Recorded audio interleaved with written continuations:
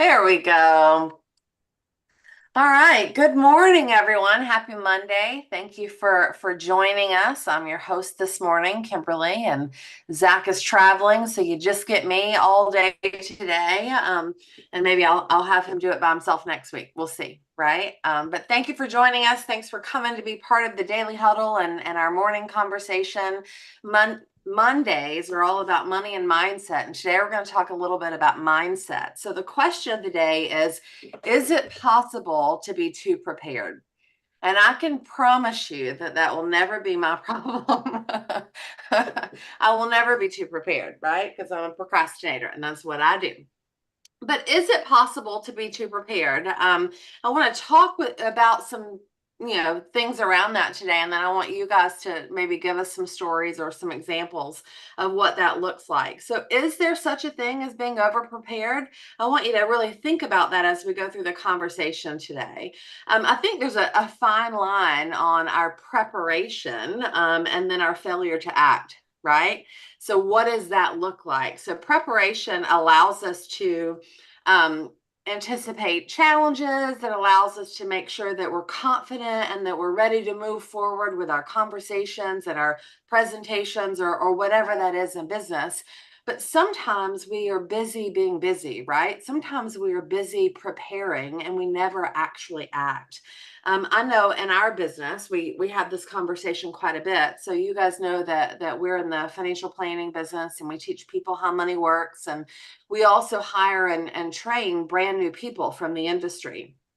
And it's that whole chicken or the egg conversation, right? Like people, when they come to work with us, when they get started, they want to sit down and they want to know everything before they say anything. And it's not the way we work, right? So in our world, we prefer to teach you in the field, teach you in action, teach you in training, and you're going to have so much more knowledge from that. But there's so many people that want to sit in that classroom. They want to be there for that 6 month period of time and fill their brain before they say anything. So I think there is a fine line, and I think there is a balance between preparing and acting. One of the things that Napoleon Hill says is just begin at once. You can't be great until you're good, and you can't be good until you're bad, right? And just starting out doing something is going to allow us to figure it all out as we go. Some of you guys might know Grant Cardone. I'm sure some of you follow him or if you've seen him. But if you go back and you look at his YouTube, it's really quite interesting because he's a true example of just starting, just beginning, just doing something. When he first started his career, he dove all into YouTube and put videos on YouTube. And they're still there today. So it's funny because now he's polished and he's good at what he does. And he's great at talking to people on camera. But when he first started, he was not. He didn't quite dress the part and he wasn't quite as polished as he is. But it's funny because he left those videos up because it reminds him that he wasn't great when he started, but it also is an example that he uses to all of the people that he teaches and trains and mentors that it's okay, right? You have to start somewhere. And I think that's where we all get in life is the downsides of that over preparation, right? We have that paralysis by analysis where we get stuck in that endless planning and we don't ever take action. So the key is to have that balance and to strike that balance between preparation and action and moving all of that together. I think sometimes if you plan so much, and you guys probably know this, like if we were talking about Zach and I know he's not here today, so I can talk about him, but he is much more of a planner than I am. I'm literally like fly by the seat of my pants. Let's do this. We'll figure it out as we go.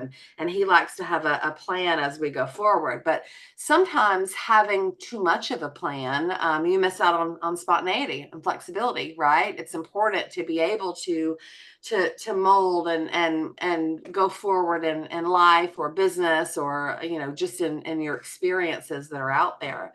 And then have that creativity and innovation because you're not so scheduled, you're not so scripted, you're not so planned.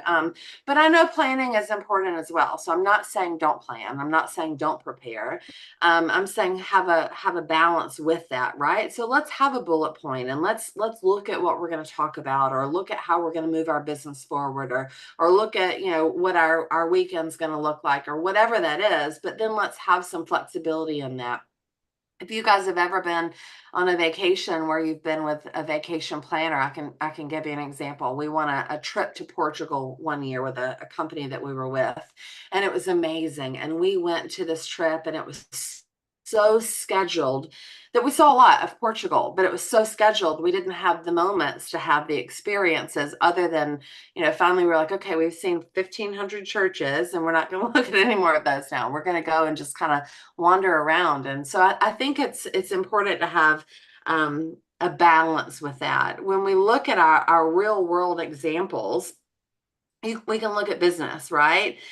Sometimes teams lose momentum because they're planning. They're planning to act. They're planning to get started. They're planning to move forward, but they don't actually ever move forward because they're so busy in the what ifs and the, well, what if this happens? What if this happens? I remember, and you guys might remember, I guess it's been, I don't know, a couple of months ago, we came and we did a tour of Atlanta, Zack and I and some people in our group, when we were doing the financial revolution and really spreading that message to all over Atlanta.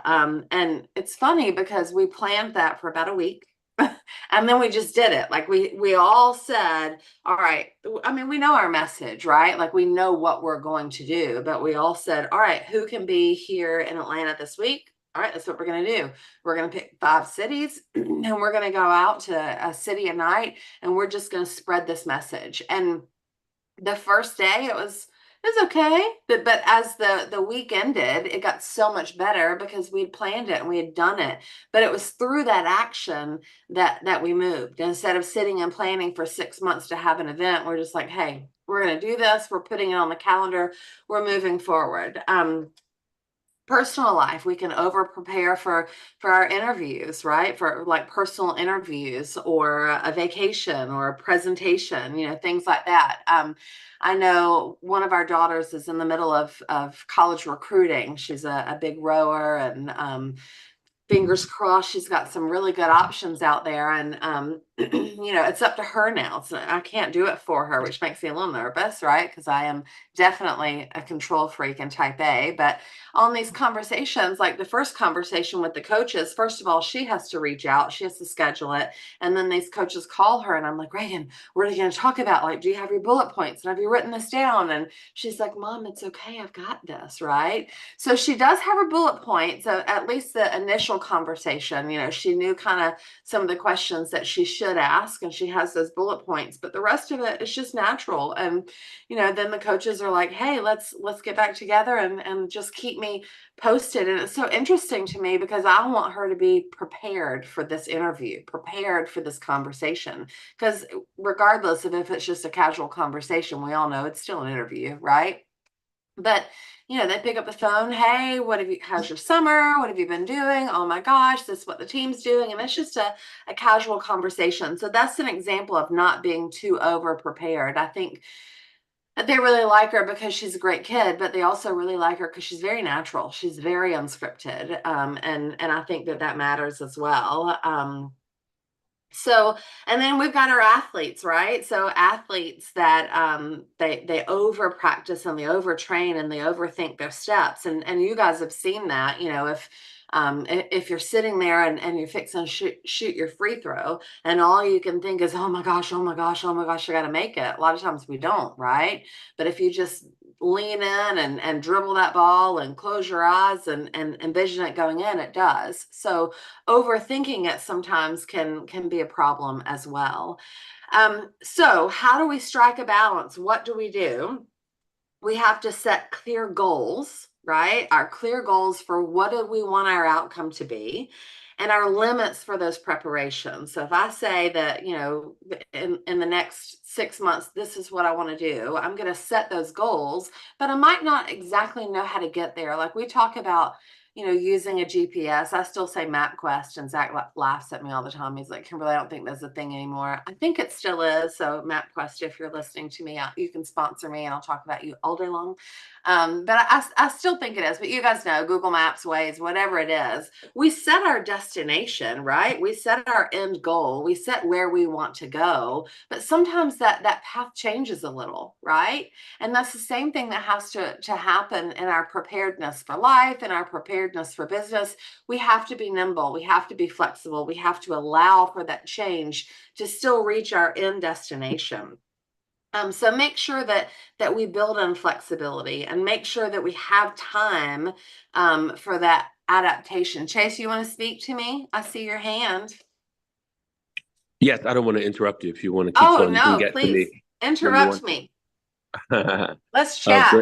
Grand day to you. You look great. You sound great. Thank you for the presentation.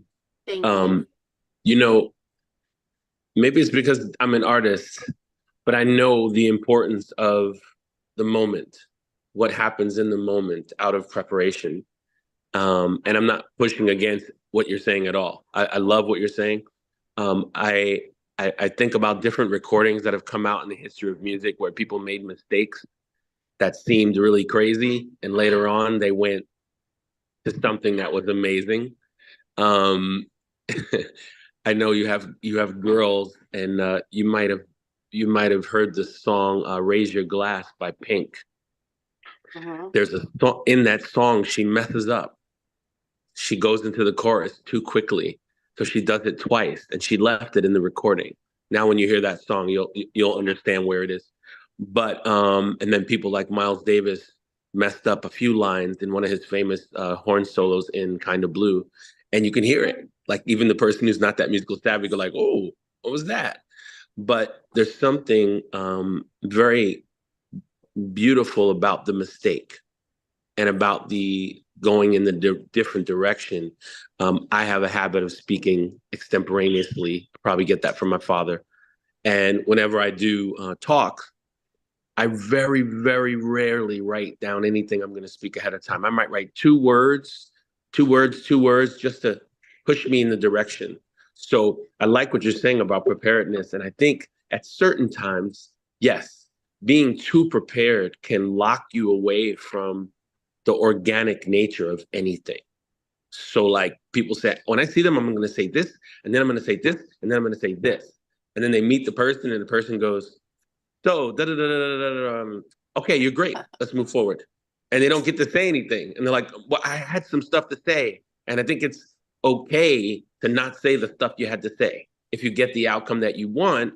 But also, in closing, um, some people should trust their gut and their heart and their soul when they're speaking or they're going after something. Because if you are over prepared, interestingly enough, the opposite can happen sometimes. You like I said, you pull away the organic part and you become this robot, and you're not actually acting as yourself. You're doing, oh, I have to do this, otherwise I'm not a good person, or I'm not with integrity, or I'm not with whatever you say to yourself internally. I really believe in that. So thank you. Yeah, I do too. Thank you as well. And I definitely believe in being prepared, but I also believe in being spontaneous. I think that's a great example of the songs and the music. And it's what do we call it? A glorious accident, right? It was not intended to be there. But the other thing that in that conversation is that even though they were so prepared, when they made a mistake, they just went forward. They didn't stop and it didn't paralyze them. And I think that's important too, right? Is to know that sometimes that'll happen, and just being able Right. to go with it and overcome it and move forward is a lesson that we all need to learn as well. Gia?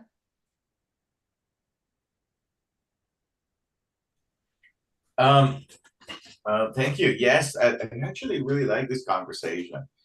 Um, the what I was sort of taking away, and I'm also present in the opportunity of the conversation, is the balance of both worlds.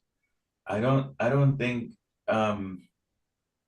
as a student I am of my own industry and my own and everything I do, I look for modeling the people who are very successful at what I do. And I haven't found anyone successful in the fields that I've been interested in who don't over prepare, don't look for excellence in the work that they do.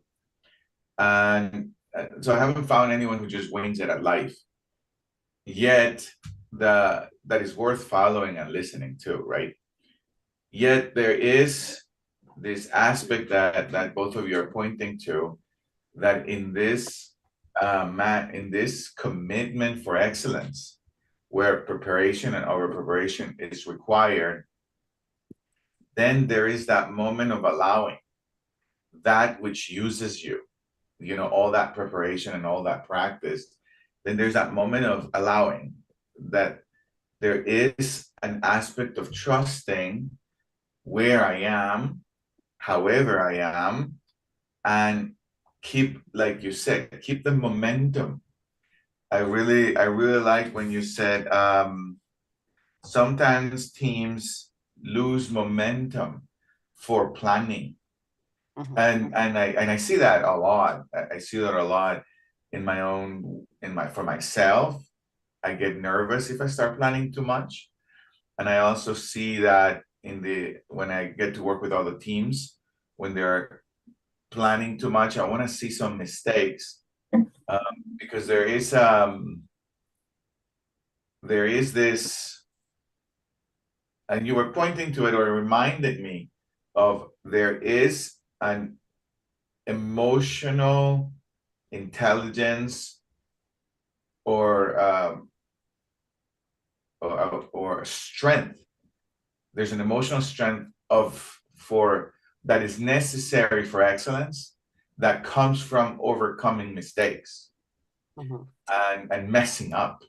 And I really like, and I don't know if Sorel wants to say something about this. The other day, Sorel said, preparation. We prepared a lot.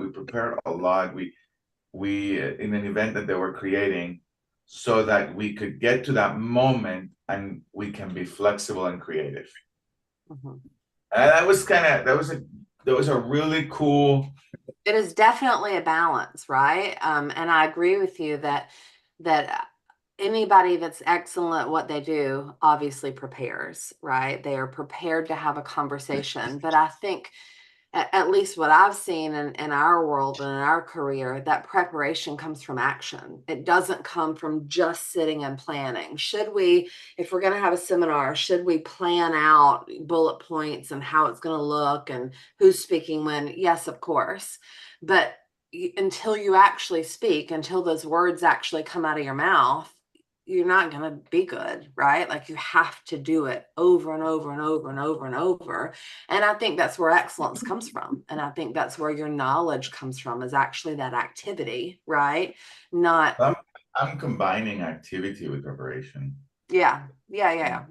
Activity with preparation. Yeah. But it is, I mean, it's that fine balance, that fine line of, I have to be prepared. And you said you're nervous if you prepare too much. You're also probably nervous if you don't prepare enough, right? So it still is a fine balance of how to make it all work. If I am not being in action by just strategic thinking. There's no plan. Doesn't do anything without putting it into action. So there is that I get nervous if I'm doing too much strategic thinking. Then I know, no, let me check what's going to happen here. Let me do some testing. Let me get information from the field. I need to get information from the field, from the implementation. Yeah. I want to read this quote. I saw it on Instagram yesterday. I actually reshared it on my story because I thought it was so powerful, but I think it applies to this conversation today about preparedness, but also just focus and clear goals and what we're looking for. So it says, Sir Dave Brailsford, as head of performance for British Cycling, led the team to become the very best in the world. He once shared with me a powerful mindset. He noticed that when his cyclists started thinking too far ahead, their performance declined. So he didn't allow his cyclists to focus on the podium. We all know they wanted to win. We all know they wanted to be at the podium.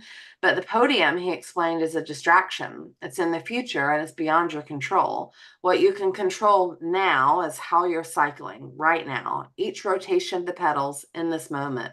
This lesson isn't just for athletes, it's for all of us. When we let doubt or worry consume us, we're focusing on the podium, on a future that we can't control. Ironically, focusing too much on the outcome distracts you from the very work needed to achieve it. All you can control is this moment right now. And when you master this moment, the podium takes care of itself. So focus on the pedals, not the podium. I thought it was super powerful because when you think about that and you think about goals, and we obviously just had the Olympics and they all wanted to be on that podium, right? That was their end goal. But if that's all they saw and that's all they focused on, then they might not focus on the steps that it takes to get there, right? Those little steps along the way. So I thought that was a pretty magical quote. It I really, inspired me. really like what you were just pointing to. Master the moment. Master the moment. Yeah. Master the moment. The only access I have to the future is the moment, is the right now, right? That's Mm-hmm. really great. Thank you. Yeah, that Yeah. was fantastic. I thought it was great too. And obviously those athletes are prepared. But once they're prepared, then what are they focusing on? How do you win after you've prepared? So I thought it was a great message. Sorrel, you want to say anything this morning? Good to see your face. Good Yeah, I to was be going to say here. Good to be here.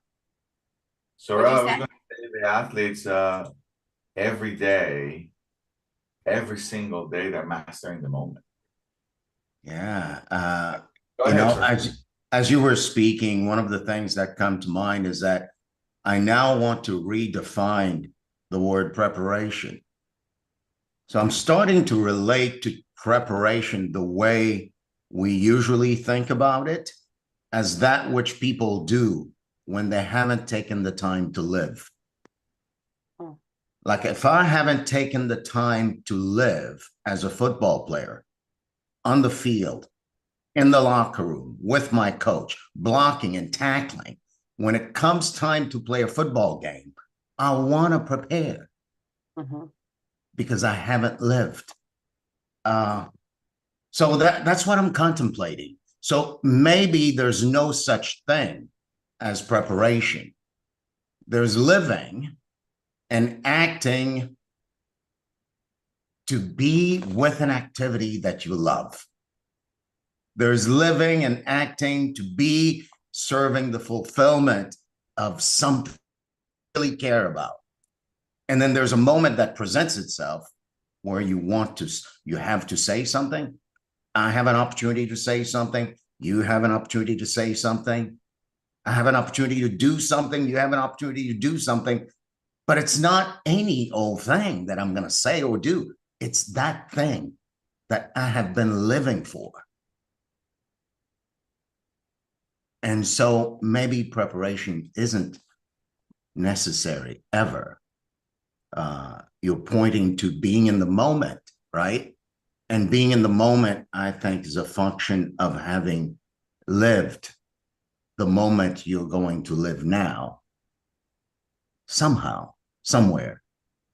I've lived that moment before, and I'm here for it. Kind of like that. I'm excited about discovering that. Kimberly, I don't understand, sir. I don't understand. I don't want to end the conversation because I really want to get what you were saying. I couldn't put it together. What do you mean? Um, Start let me, redefining here's what I don't know why I'm nervous of why I don't know why I need to understand you. Maybe it's not important to understand. I oh, can it's just leave it. important. Let's do it. Let's struggle through Okay, it. but I'm not prepared for this conversation. yeah, because I mean anyone who's up to something wants to wants to master something. I mean, anyone out there listening to this who's an underdog in some industries, an underdog in some, and who's not getting the results they want, have got to devote themselves to a particular intentionality on a daily basis. And if one is in business, one needs to master creating value for your customers. Master that. And that's a daily thing. I could say that's preparation. What I'm nervous is that anyone would listen to this conversation walking away with mastering the moment is something else other than doing something every day, or as much as possible, as daily as possible, so that the mastering happens. Otherwise, I find, I don't know why I feel compelled to say, I find that people will not master something. And for those of us who are looking to be beyond the average, achieve beyond the average, we'll just never will. We'll never will. And so I don't know why all of a sudden I became this defender of preparation, but anyway, what do you redefine preparation for? I love this. I love this.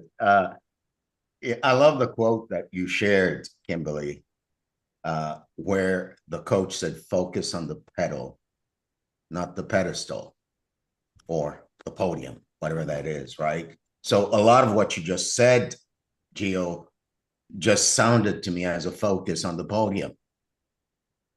I want to master X, Y, Z so I can get better.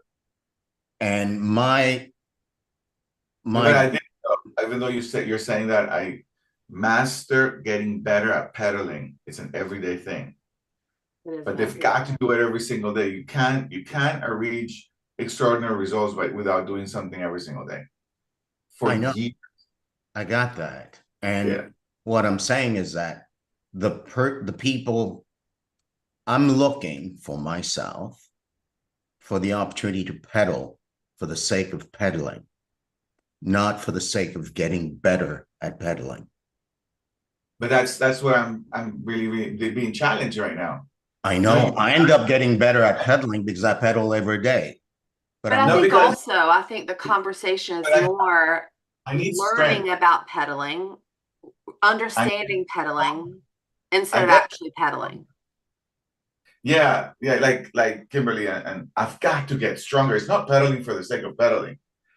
It's I've got to get stronger. I've got to eat better. I've got to sleep better. I've got to move things out of my calendar. It's not pedaling for the sake of pedaling. I can't get to the Olympics by pedaling for the sake of pedaling.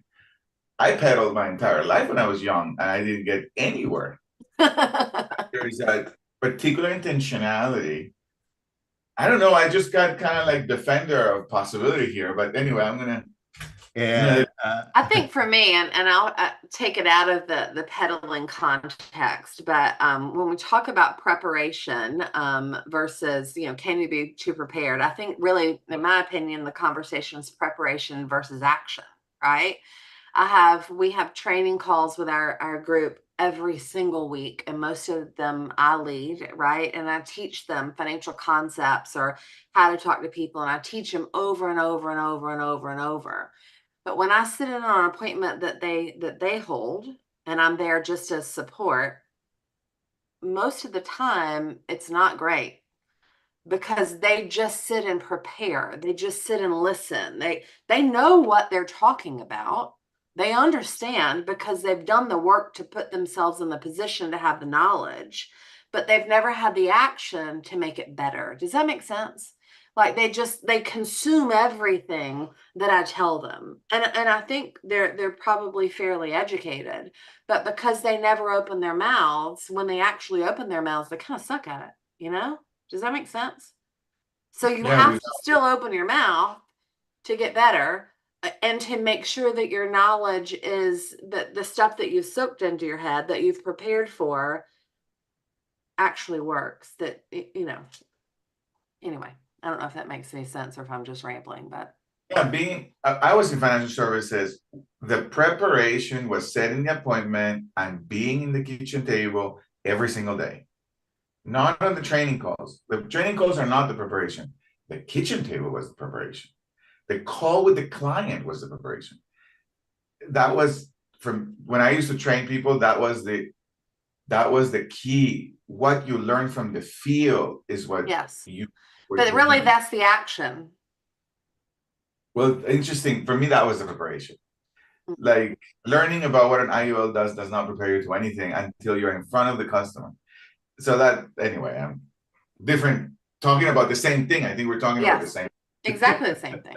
Yeah, just I different. think we did end up saying the same thing. And that was my redefinition of preparation. If you're living it, you're loving it. You're preparing all the time. And if you wait for the moment to prepare. Loving it has nothing to do with preparation. I'm like Mr. Gio wants to fight with you today, I'm like Sorrel. confronting everything. Well, Like- I'll tell you what, though. I'll tell you what, Gio. You can, and many people do stuff they don't love so they can meet a certain result. And there's nothing wrong with that. There is the grind. And the grind does deliver results. I don't think there is a way to achieve something, sir, that is worth talking about without transcending. I gotta love it. Because not every day you can Guess love what? it. There are spaces and there are people who actually do find that space when they're doing something they love and they're transcending everything. No, they're not. So, I don't want anybody to leave with the impression that you cannot love what you do. No. I feel the opposite. Completely the opposite. There is no way to achieve something worth talking about without at some point being disappointed by it, questioning it, not liking some aspect of it. I have found more, Sora. I have found more people giving up on what they like, they love, because there's some aspect about it they didn't like. And it's this one thing, and then so they're trying to find this completeness about what they do, and that's never going to happen. And that's just not going to happen. Yeah. So I don't know what has come to me today. Why am I being so confronting today? But so it's all a conversation. I'm not. Thank you, Sorrel. Maybe it's the difference. And I am going back there, Kimberly. Maybe it's the difference between the podium and the pedal. No difference between both. Not at all. That has nothing to do with the podium. Most people never get to the podium.